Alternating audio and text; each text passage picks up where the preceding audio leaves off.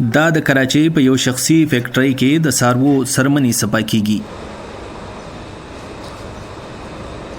د کارولو مخکې دا څرمنې د بیلابیلو مرحلو تیریږي.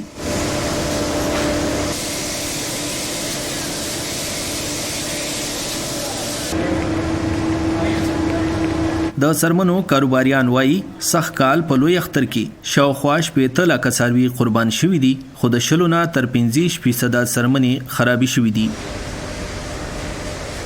ये जब हमारे पास ये स्किन्स आती हैं, जारी बात है कि नमक लग के आता है, उसका बहुत लंबा प्रोसेस होता है इसका.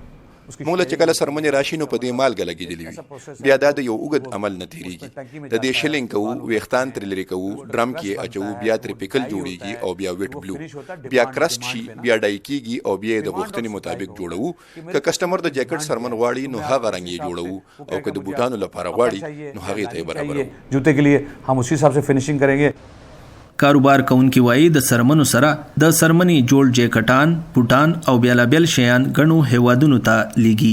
مونږ له چې قرباني مالونه څنګه راشي لاندې کچا مالونه پهله چې هغه کچا کې لاندې پیکل جوړو، پیکل نه بلو جوړیږي، بلو نه بعد بیا چې ده فینیشنګ ته راځي، فینیشنګ نه بعد زمونږ ګارمنټ ریکوایرمنټس هم ده ټول ایکسپورټ، لیدر هم ایکسپورټ کیږي او مونږ جیکټونه هم بال لیږو، بیلټونه جوړیږي، پرس جوړیږي، وایلټې دي، لیډیز پرس، دا ټول کار د سرمنو نه راځي.